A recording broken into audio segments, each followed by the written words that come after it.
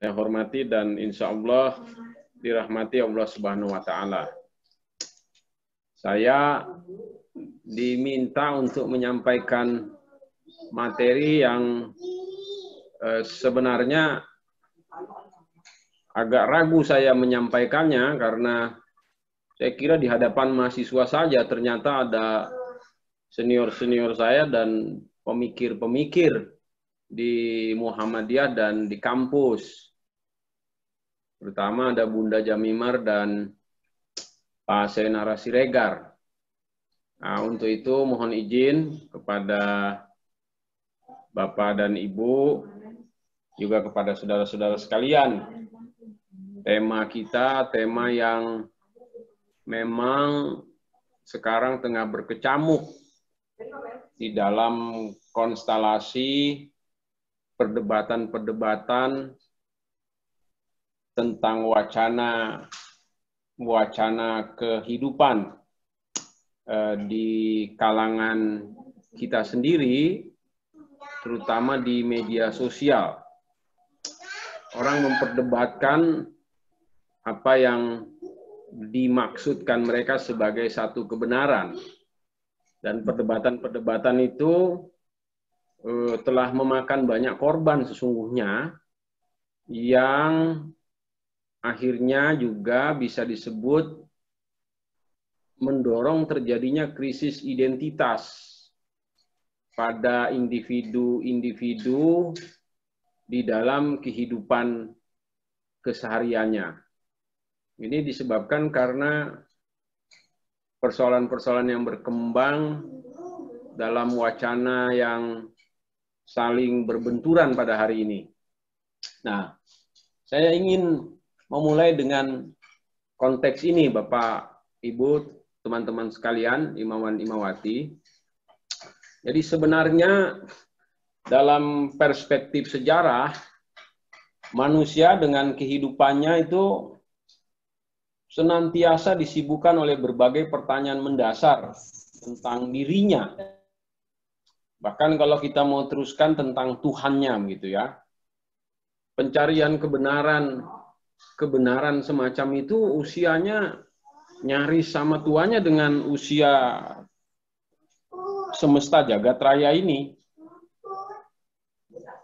Atau kalau kita mau perpendek sedikit saja, usia manusia di dalam mencari kebenaran itu sekurang-kurangnya kita bisa temukan pada aktivitas-aktivitas berpikir yang dilakukan oleh Nabi Ibrahim alaihissalam dalam rangka mencari kebenaran, bahkan dalam rangka mencari perspektif yang maha benar, yaitu Tuhan Allah Subhanahu wa Ta'ala. Jadi berbagai jawaban yang bersifat spekulatif coba diajukan oleh manusia sepanjang sejarah. Walaupun kadang-kadang jawaban itu juga malah cenderung saling menihilkan, ya, saling berbenturan begitu, tak terhindarkan oleh mereka begitu. Nah, ini ada seorang ilmuwan atau filsuf dari Barat yang membedakan, yang mempersamakan antara pengetahuan dan kebenaran. Jadi dalam perdebatan mendasar yang sering terjadi, yang menjadi bahan diskusi dalam sejarah kehidupan manusia, itu biasanya dan selalu demikian seputar pada persoalan atau sumber dan asal-usul pengetahuan dan kebenaran. Nah, dalam konteks itulah kemudian John Dewey itu mengatakan bahwa dia tidak membedakan antara pengetahuan dengan kebenaran. Antara pengetahuan dengan kebenaran itu menurut dia ekuivalen, setali tiga uang, kompatibel. Padahal kalau kita kaji lebih jauh, pengetahuan itu bersifat relatif. Apalagi kalau pengetahuannya kita klasifikasi lagi dalam pengertian-pengertian ilmu dan pengetahuan.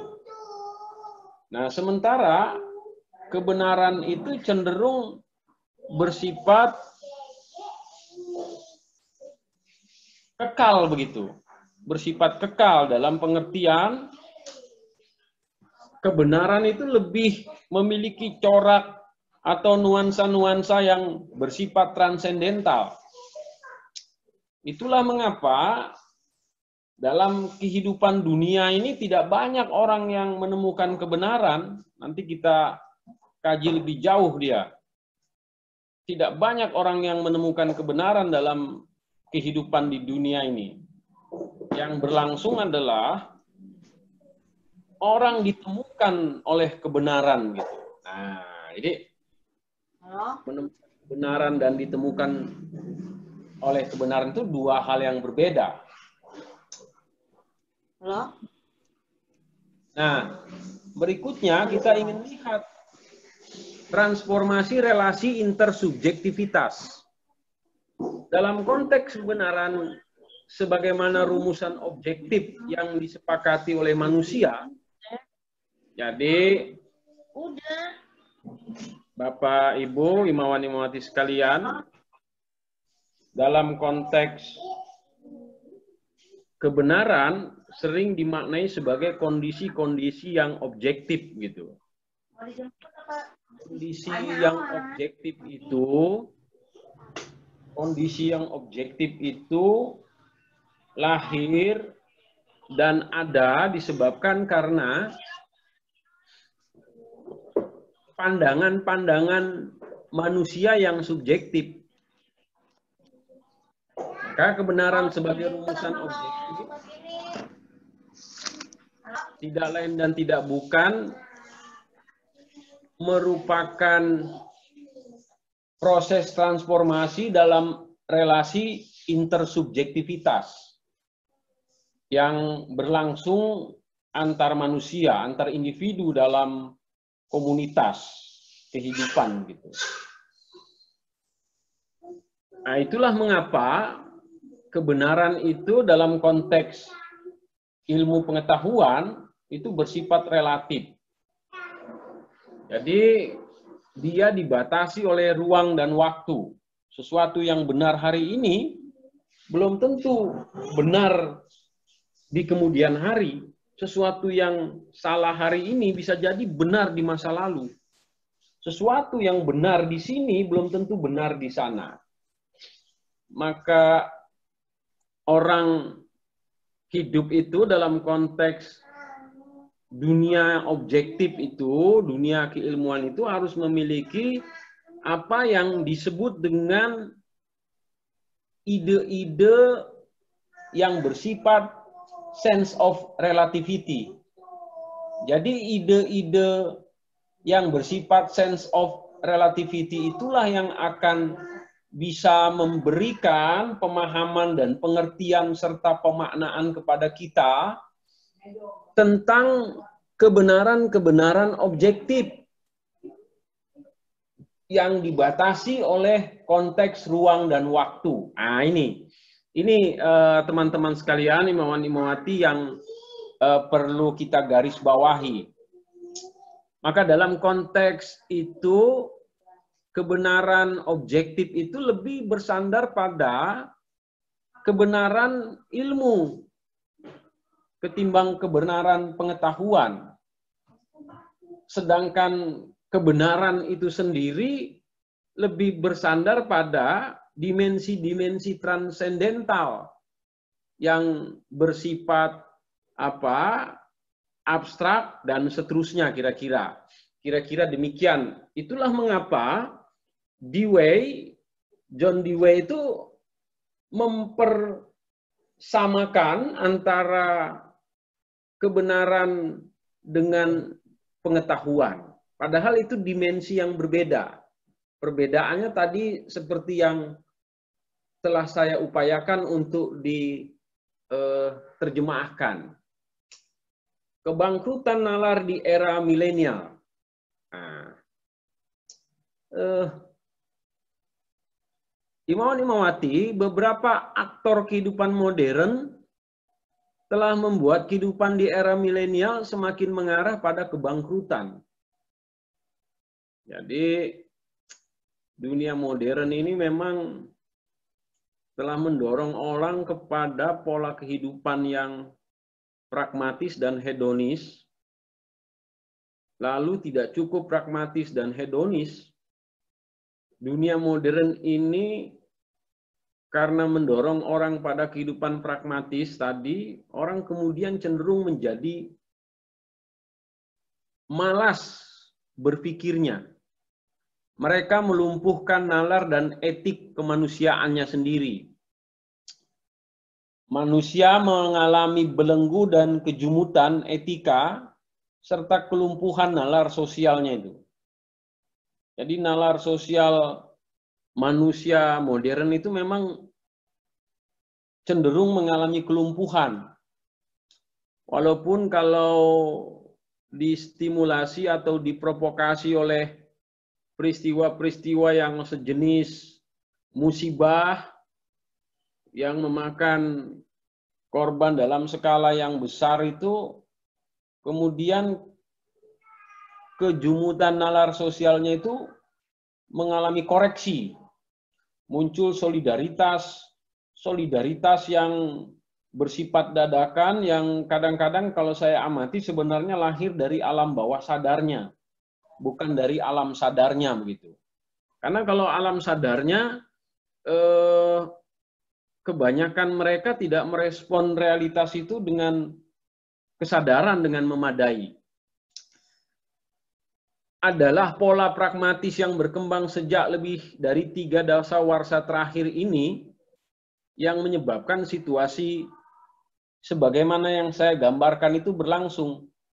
Lalu ditopang oleh perkembangan teknologi informasi dalam kurun 2 dasawarsa terakhir, maka kebangkrutan semakin tidak terhindarkan. Nah, ini situasinya itu. Bagaimana kebangkrutan itu kemudian dialami oleh kita? Nah, imawan-imawati sekalian, variabel pentingnya itu adalah pola hidup pragmatis dan perkembangan teknologi informasi begitu ya, yang telah membuat kehidupan kita, kehidupan bersama umat manusia itu mengalami kebangkrutan. Maka tokoh-tokoh seperti siapa misalnya Donald Trump itu bisa memenangkan pemilu di Amerika karena terjadi kebangkrutan bernalar pada para pemilihnya kira-kira. Jadi ada beberapa buku yang mengulas tentang persoalan ini dengan cukup serius, sampai kemudian saya lupa judulnya itu ya. Kalau dicari memang agak susah-susah itu. Sampai kemudian saya lupa, saya padahal sudah bikin tulisan tentang itu. Negeri-negeri yang memenangkan presiden-presiden semacam itu adalah negeri-negeri yang diisi oleh yang dihuni oleh orang-orang yang sok tahu begitu katanya. Nah, jadi kira-kira semacam itu. Nah, teknologi modern, jadi teknologi itu juga sebagai produk kebudayaan. Tetapi teknologi itu masuk dalam kategori kebudayaan rendahan ya, produknya itu. HP, laptop, alat komunikasi apapun, itu masuk dalam kategori kebudayaan rendahan. Lalu yang kebudayaan tinggi apa? Yang kebudayaan tinggi itu adalah desain ilmu yang berhasil menciptakan teknologi itu, menciptakan HP itu. HP itu diciptakan dari desain ilmu. laptop kita itu diciptakan dari desain ilmunya. Yang memiliki itu misalnya si Steve Jobs dan si Bill Gates misalnya. Nah, kita hanya memiliki turunan dari kebudayaan tingginya, yaitu laptopnya atau HP-nya. Yang itu kebudayaan rendahan, kebudayaan pop, budaya pop. Itu disebut budaya pop karena dia diproduk secara massal dan untuk kebutuhan massal. Untuk kepentingan umat yang massal itu. Lalu dia juga masa berlakunya itu singkat. Kayak lagu pop. Lagu pop kan singkat.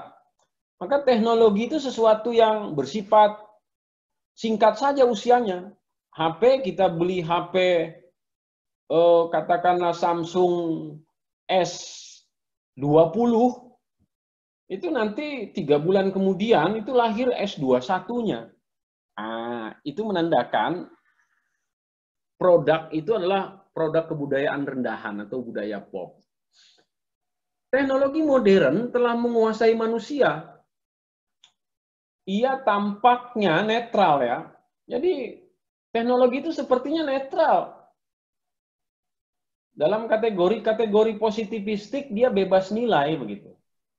Kalau dia bebas nilai maka terjemahan bebasnya itu adalah tergantung siapa yang menggunakannya.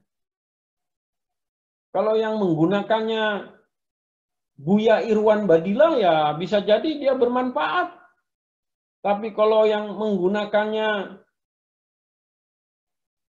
orang kebanyakan di pinggir jalan malah menimbulkan kerusakan. Tapi sesungguhnya tidak demikian, kata si Herbert Marcuse itu ya. Dan saya meyakini memang tidak bebas nilai dia tidak netral. Jadi dia tampaknya netral, tampak dengan netral itu, tampak netral dengan netral itu dua hal yang berbeda kayak bumi dengan langit. Ketika diciptakan, tetapi kemudian ia menjelma menjadi alat bantu yang efektif untuk menindas manusia. Jadi kita ini sudah ditindas oleh yang namanya smartphone ini. Dia setiap hari, setiap jam, setiap menit kita lihat, kita intip dia. Jadi kita ini sudah diperkuda, sudah diperbudak, sudah ditindas kita, tidak lagi merdeka karena HP ini begitu menyita perhatian kita dari waktu ke waktu. Ini seperti yang dikatakan si Herbert Marcuse itu, bahwa teknologi tidaklah netral. Ia sebenarnya memperbudak, membantu, menindas manusia. Luar biasa itu. Luar biasa sekali situasi itu. Nah, kemajuan-kemajuan teknologi itu telah mendesain kehidupan sosial dan peradaban dunia dalam satu skenario yang seragam. Nah, jadi kita ini sekarang ini relatif kelakuan kita ini sama. Nah, kenapa kelakuan kita sama? Karena kelakuan kita, perilaku kita, habit dan kebiasaan kita itu didesain oleh satu narasi besar ya yang kemudian menjadi peradaban dunia. Jadi kita ini sama semua. Berkembang apa yang disebut dengan uniformitas kultural, kebudayaan yang seragam, yang sama. Yang dimakan sama, yang dipakai sama, yang didengar sama, yang dilihat sama, yang digenggam sama. Jadi tidak ada lagi perbedaan, diferensiasi antar manusia itu semakin kehilangan relevansi.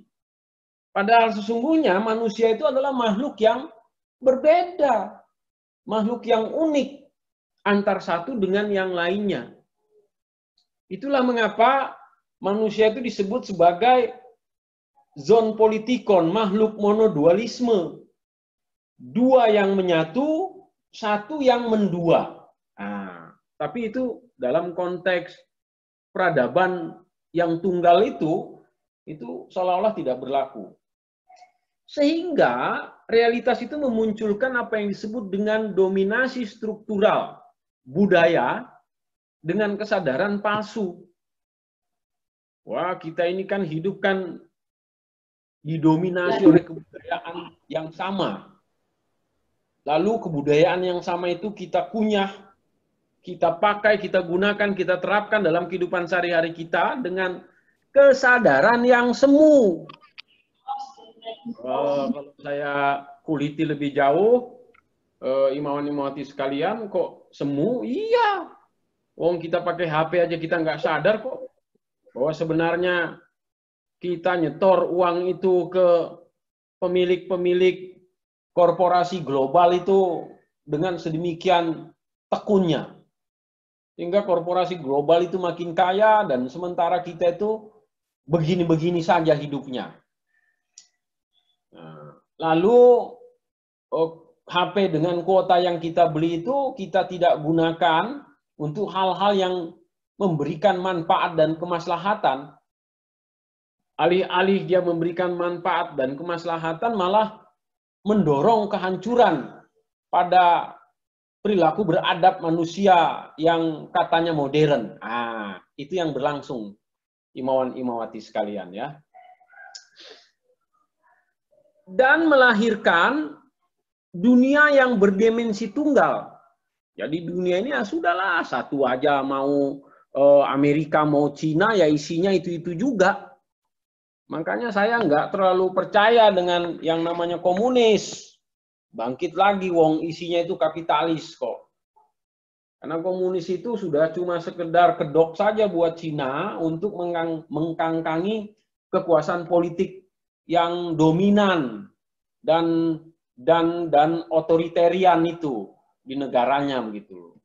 Sejatinya dia sangat kapitalis. Dan kalau kita bicara genealogi kapitalisme dan komunisme ya nggak ketemu sejak nenek moyang kelahirannya pada abad-abad ke-18 yang lalu. Nah, jadi kira-kira semacam itu. Tapi kan banyak orang meyakininya dan lebih banyak orang yang bertentangan dengan pandangan saya ini. Nah, jadi kita ini menghadapi satu lawan saja, nggak banyak lawan. Kalau sampai lawan itu banyak, yang menciptakan lawan itu ya pikiran kita sendiri. Realitasnya kita menghadapi satu lawan. Sedangkan ancamannya, dunia semakin senyap akibat pengaruh teknologi informasi yang berakhir pada keterasingan manusia dalam kehidupan. Oh, kalau kita perhatikan imawan-imawati, Bapak Ibu sekalian, bagaimana kita hidup dalam dunia ini makin lugu. Makin lugu itu makin lulu gue gitu maksudnya. Makin cuek-cuek aja. Anda penting. Nah, Bapak cek satu, Bapak yang nggak bisa. Bapak yang nggak bisa. Ya, Pimal, ini di silent dulu kalau ngobrol. Nah, jadi orang makin cuek, makin acuh tak acuh. Dunia makin sepi. Kenapa? Karena orang tuh telah mengalami migrasi dari realitas kehidupan yang nyata kepada realitas kehidupan yang semu. Kayak kita ini loh, teriak-teriak sendirian saya di rumah saya. Sementara teman-teman yang melihat mendengarkan saya jauh dari diri saya begitu kan secara fisik. Dunia itu makin sunyi dan kesunyian itu kemudian menyebabkan manusia berakhir dalam keterasingan. Jadi manusia modern itu Bapak Ibu sering saya gambarkan sebagai orang yang kesepian dalam keramaian. Ya. Nah, dia untuk membunuh kesepiannya dia pergi ke mall, dia pergi ke kafe, dia nongkrong, dia ngopi, padahal di rumah juga dia bisa ngopi. Misalnya. Jadi dia kesepian dalam keramaian. Sementara Islam itu, ajaran Islam itu mengajarkan manusia untuk merasa ramai dalam kesepian. Ajaran Islam mengajarkan manusia untuk merasa ramai dalam kesepian itu bagaimana? Ajaran Islam mendorong, memerintahkan manusia untuk bangun sepertiga malam terakhir itu. Bercengkrama, berdialog, berasik masuk dalam keramaian yang sunyi dengan Tuhannya. Melaksanakan Qiyamul Lail itu. Itu ajaran Islam. Orang-orang yang melaksanakan Qiyamul Lail itu, dia tidak akan pernah merasa kesepian dalam keramaian. Bahkan dia merasakan keramaian dalam kesepian. Tapi kalau orang-orang yang melaksanakan ritual modernitas, ke mall dan ke kafe-kafe itu, dia merasakan kesunyian dalam keramaian. Nah, itu perbedaannya. Lalu apa yang berlangsung? Together but alone. Ya, merasa sendiri dalam keramaian itu tadi. Nah, begitulah kira-kira. Nah, saya ingin lanjutkan. Ini mohon maaf ya kalau agak panjang ini, karena memang apa namanya ini slide-nya agak banyak ini Pak Irwan ini. Nah, ini dia. Kebenaran dan relasi pengetahuan, nalar dan kerumitan keragaman di era digital dalam perspektif, dalam paradoks informasi itu. Nalar kita perlu menghargai kerumitan kebenaran dengan relasi yang kompleks dalam kehidupan. Jadi kebenaran itu tidak pernah sederhana. Bapak Ibu Imawati sekalian, Imawan Imawati. Sesuatu yang sederhana itu cenderung tidak benar. Kebenaran itu menuntut orang untuk berpikir rumit. Nah, jadi dia merupakan dimensi dengan relasi yang kompleks dalam kehidupan itu. Jadi kita ini dengan nalar kita itu diminta untuk bisa menghargai kerumitan dari kebenaran itu. Agar apa? Agar kesadaran muncul sebagai perspektifnya. Jadi kebenaran itu Bapak Ibu hanya bisa ditemukan di dalam kesadaran. Tanpa kesadaran orang tidak akan menemukan kebenaran. Nah, dengan demikian kesadaran yang mendorong manusia mengembangkan sikap waspada terhadap pemikiran yang bersifat sederhana dan dangkal. Hati-hati kita ini hari ini, sekarang ini. Banyak sekali sesuatu yang dikemas dengan sedemikian menariknya, lalu beredar di media sosial, dari grup ke grup, dari WhatsApp ke WhatsApp, dari FB ke FB, dan kemudian dikunyah oleh kita bersama-sama, dan kemudian kita menganggap itu sebagai suatu kebenaran. Hati-hati, belum tentu.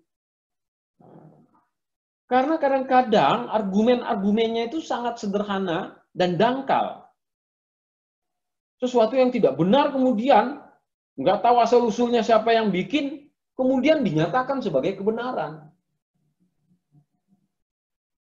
Bahwa persinggungan Islam Indonesia itu ada kaitannya dengan Turki. Nggak ada sejarahnya. Tidak pernah ada sejarahnya, dan itu sekarang digandrungi. Kalau Islam Nusantara itu kaitannya, Bapak Ibu sekalian, dengan orang-orang Cina yang Muslim itu iya. Itu ada di historisnya. Bahwa dengan Turki Ottoman tidak pernah ada. Tidak ada singgungannya sama sekali. Nah, itu karena dikemas dengan sedemikian rupa, disebar, itu menjadi suatu kebenaran. Nah, cuma saya kalau mau bantah di grup sekarang ini, saya agak cenderung lebih kalem ya. Saya nggak mau daripada terlibat perdebatan-perdebatan nggak karuan seperti saya 4-5 tahun yang lalu itu. Nah, saya lebih milih diem aja udah. Kalau di grup dosen kita, kalau di grup yang lain saya bersuara saja sesuai dengan hati nurani saya karena tidak ada kepentingan-kepentingan yang lain kecuali ya sekedar menyampaikan apa yang saya anggap benar gitu. Inilah tantangan yang mewabah pada generasi milenial yang hidup di era digital, yang menjadi tantangan bagi nalar yang rasional itu. Situasi ini melahirkan paradoks terhadap informasi yang ada di sekitar kita. Kemampuan untuk memahami dan mengunyah pengetahuan itu berbanding terbalik dengan kemampuan mengetahuinya. Kemampuan mengunyahnya itu sedikit, rendah, tapi kemampuan mengetahuinya banyak. Coba pengetahuan yang tidak dikunyah dan dimaknai dengan benar, itu pengetahuan yang tidak pernah teruji, atau benar atau salah pengetahuan itu. Karena dalam filsafat keilmuan itu, apa yang kita ketahui, ilmu yang kita miliki itu harus kita uji kebenarannya. Bahwa agama yang kita anut itu, Islam yang kita jadikan way of life itu sesuatu yang harus kita yakini kebenarannya, tetapi setelah diyakini kebenarannya, dia harus dikaji melalui ujian yang seharusnya. Agar kemudian keislaman kita itu dibarengi dengan pengetahuan yang berbasis pada pemahaman dan kesadaran. Bukan sekedar berislam dalam kategori-kategori jumlah yang banyak itu, yang kemudian kata Rasulullah seperti buih menjelang kematian Rasulullah itu. Tidak memberikan kontribusi yang memadai bagi perkembangan peradaban umat muslim. Jadi kalau saya berbicara begini, saya ingin mengatakan umat Islam di dunia itu, termasuk di Indonesia itu, tengah mengalami ketertinggalan yang sangat panjang. Kalau mau ditebus itu puluhan abad mungkin baru bisa disejajarkan, baru bisa tertanggulangi. Itu disebabkan karena kita mengalami surplus pengetahuan yang disebabkan berseliwerannya informasi, tetapi kita semakin mengalami defisit untuk memahami pengetahuan itu.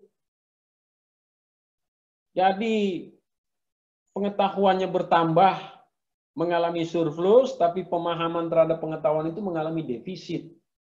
Itu kondisi-kondisi yang luar biasa. Nah, ketidakberdayaan secara masif, ya. Saya ingin mengatakan inilah revolusi industri 4.0. Industri di bidang informasi. Era di mana kekuatan-kekuatan besar dalam korporasi global itu mengemas dan memasarkan kebenaran melalui media sosial. Dan ini hanya digerakkan oleh 1, 2, 3 tangan saja melalui benda ajaib modernitas, yaitu remote control itu. Baik yang bersifat mekanis maupun yang bersifat sosiokultural.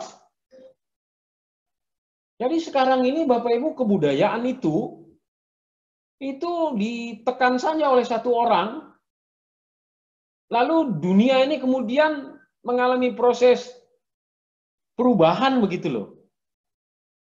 Kenapa? Karena orang itu memegang benda ajaib modernitas itu, remote control itu. Jadi kekuatan itu ada di tangan satu orang, power by remote control. Era ini ditandai dengan tidak berdayanya manusia dalam jumlah yang masif. Karena mereka berada dalam kekuasaan tangan ajaib itu, invisible hand, yang bekerja siang malam dalam membangun kerajaan bisnis dan politik kebudayaannya. Jadi kita ini, masyarakat kita, umat kita, bangsa kita, masyarakat dunia itu, ini sudah seperti ini keadaannya sekarang. Sudah dikuasai dan kalau kita tidak mau meluangkan waktu untuk merefleksikannya, ya nggak ngerti kita. Nggak ngerti. Kalau toh ngerti, kita nanti menimbulkan kemarahan, dan kemarahan itu diekspresikan dengan cara-cara yang dalam tanda kutip primitif, alias ketinggalan zaman banget. Jadi cara-cara semacam itu ibarat memukul angin. Sia-sia begitu. Nah, sesungguhnya era ini membutuhkan keterampilan nalar dalam berpikir. Jadi kita itu harus mengembangkan nalar kreatif, nalar imajinatif. Kedalaman bernalar itu penting sebagai sebuah apa? Sebagai sebuah tuntutan untuk memahami situasi-situasi yang ada di sekitar kita pada hari ini. Dengan apa kita menjejalinya? Dengan ilmu pengetahuan yang kuat, dengan ilmu kemanusiaan yang kuat, dan dengan ilmu-ilmu ketuhanan yang kuat. Wah, ini kan susah kita, ilmu kealaman kita nggak punya, ilmu kemanusiaan kita juga nggak paham, ilmu keagamaan juga kita tidak memilikinya dengan baik misalnya. Jadi umat itu mau jadi kelompok apa dalam era persaingan semacam hari ini? Lah makanya saya suka sebel kalau ada statement-statement yang membangga-banggakan sesuatu tanpa dasar dan rujukan yang valid begitu loh. Ditunggu imawan-imawati sekalian, kepiawaian kita, kepiawaian manusia dalam mengembangkan kekuatan bernalarnya di era semacam ini. Jadi kita itu ditunggu. Jika kita gagal mengembangkannya, nalar yang berbasis pada kesadaran itu, maka individu manusia akan kehilangan identitas dirinya. Dan sudah banyak individu manusia yang kehilangan identitas dirinya. Bahkan bisa jadi sebenarnya dia tidak pernah memiliki identitas diri. Karena dia tidak pernah mengalami proses learning to be. Nah, belajar untuk menjadi dirinya sendiri, dia nggak pernah. Orang-orang yang tidak pernah belajar untuk menjadi dirinya sendiri, maka dia tidak pernah memiliki identitas kedirian. Krisis identitas manusia milenial terjadi disebabkan manusia tidak mampu memfungsikan nalarnya. Jadi saya katakan sekali lagi, disebabkan karena manusia tidak mampu memfungsikan nalarnya dengan baik. Di dalam mengunyah informasi yang menemukan dirinya dalam ketidakberdayaan yang utuh. Jadi orang itu nggak sadar bahwa dirinya itu berada dalam situasi ketidakberdayaan yang utuh, yang absolut. Lalu bagaimana kalau dia tidak sadar dengan situasi dirinya, dia ingin menyadari informasi, situasi, entitas yang berada di sekitar dia. Kan sesuatu yang tidak mungkin ya. Sesuatu yang tidak mungkin. Nah, jadi manusia modern atau manusia milenial atau orang yang hidup di era milenial itu cenderung mengalami krisis identitas. Bagaimana berbagai aktivitas manusia lenyap tergantikan dengan aktivitas baru dalam persoalan ekonomi, politik, budaya, dan bahkan agama. Jadi kan aktivitas-aktivitas keagamaan juga banyak muncul akhir-akhir ini. Dan kita gampang terpukau itu umat Islam dengan yang berbau-bau simbol keagamaan itu secara absolut. Sehingga kemudian langkah-langkahnya cenderung menjadi tidak rasional. Ini perlu menjadi bagian kesadaran yang diintegrasikan ke dalam nalar berpikir kita. Kita perlu mengenali dan memahami fenomena itu sebagai lawan-lawan di era digital. Jadi diperlukan kemahiran baru untuk merespon lawan semacam itu. Kita tidak bisa, Imawan-Imawati, Bapak Ibu sekalian, bergelut dalam kubangan yang sama dan berlama-lama di sana, karena hal itu tidak lain hanya akan membuat kita semakin tertinggal. Dan membuat kita semakin mengalami krisis identitas sebagai manusia. Ini yang luar biasa konsekuensinya. Jadi kita itu jangan mudah terpukau ya dengan fenomena yang nampak. Karena cenderung mengecoh fenomena yang nampak itu. Saya katakan jangan mudah terpukau dengan fenomena yang nampak. Jadi kira-kira demikian itu. Kata aliran-aliran fenomenologi itu dalam filsafat itu. Jadi kalau kita mudah terpukau dengan sesuatu yang nampak, kita tidak akan bisa memahami apa di balik realitas yang nampak itu. Padahal sesungguhnya kita perlu melihat apa dan bagaimana serta mengapa yang bergerak itu dalam fenomena yang berlangsung itu. Jadi itu yang penting itu. Karena setiap fenomena itu selalu mensyaratkan nomena. Yang nampak itu selalu menghadirkan yang tidak nampak. Jadi makna itu tidak pernah berada di dalam realitasnya. Makna itu selalu berada di balik realitasnya. Nah, ini penting ya untuk membangun kesadaran dengan sistematis dan sistemik itu. Yang kesadaran itu dikoordinasikan dan terhubungkan dengan baik dengan dimensi kebudayaan, dengan dimensi ekonomi, dengan dimensi keagamaan, dengan dimensi dan wacana global yang kita perlukan itu.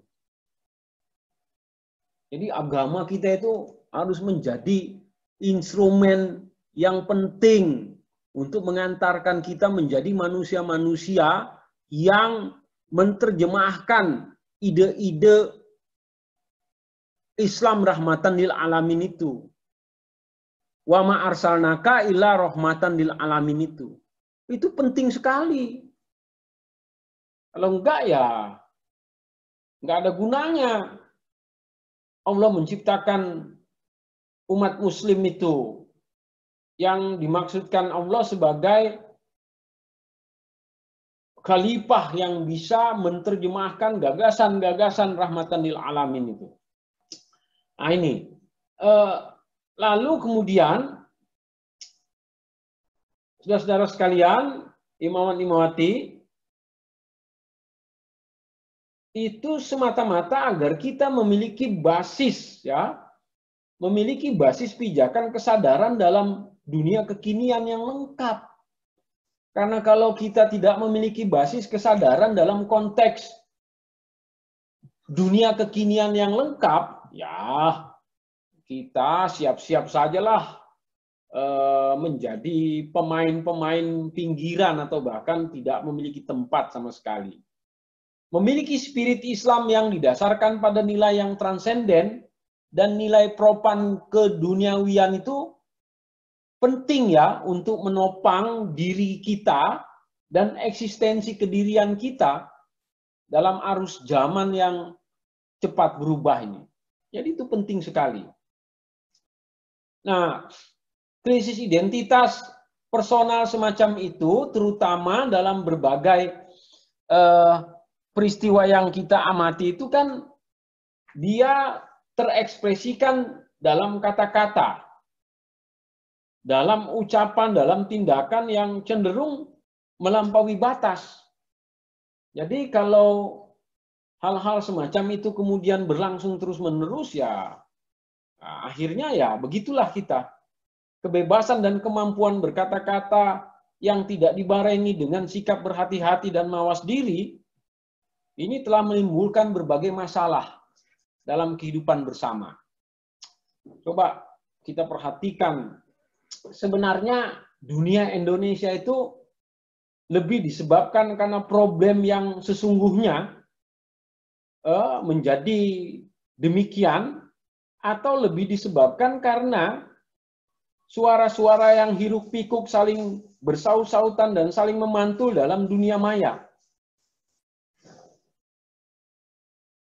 Karena kita ini dari zaman ke zaman ya begini saja memang hidupnya. Tapi kenapa hari ini seolah-olah kita dihadapkan dengan satu realitas yang kayak mau kiamat Indonesia itu. Dan seolah-olah kita dihadapkan dengan realitas yang kayak mau kiamat itu lebih banyak disebabkan karena informasi yang berseliweran yang tidak bisa kita kunyah dengan baik atau yang tidak bisa masyarakat kunyah dengan baik. Sehingga kesimpulan-kesimpulannya itu lebih cenderung bersifat parsial, bersifat sinisme, bersifat kontraproduktif, dan seterusnya, dan seterusnya. Inilah bagian berikutnya, kebenaran dan post-truth itu. Inilah era yang kita sebut dengan post-truth atau pasca kebenaran. Akibat kemajuan teknologi informasi, orang dengan bebas dan mudah menyebarkan informasi dan berkata-kata dalam dunia medsos itu. Era pasca kebenaran telah meruntuhkan standar kebenaran yang ada. Iya, kebenaran yang ada itu sudah diruntuhkan standarnya. Orang bisa ceramah agama karena mengambil status orang lain. Padahal status orang lain belum tentu benar loh. Orang bicara politik karena mengambil pembicaraan orang lain. Padahal dia nggak paham politik loh. Orang juga bicara tentang apapun karena semuanya tinggal copy paste. Itulah penyakit di era post-truth itu. Dalam era pasca kebenaran semacam ini, kebenaran menjadi milik siapapun. Tanpa perlu mengetahui atau bahkan menyelidikinya. Para pakar itu tersingkir dia. Ya, pakar-pakar itu tersingkir di pojok-pojok karena pakar nggak mau meladeni dunia yang hiruk-pikuk itu. Kalau pakar meladeni dunia yang hiruk-pikuk itu, ya mereka tidak ada ubahnya dengan orang-orang yang sok tahu itu. Itulah yang disebutkan dunia dihuni oleh orang-orang sok tahu.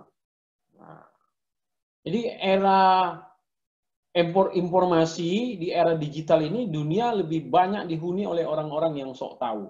Jadi kita perlu mencerna dan berhati-hati dengan sungguh-sungguh. Nah, ini kira-kira beberapa poin lagi. Kebenaran menemukan manusia.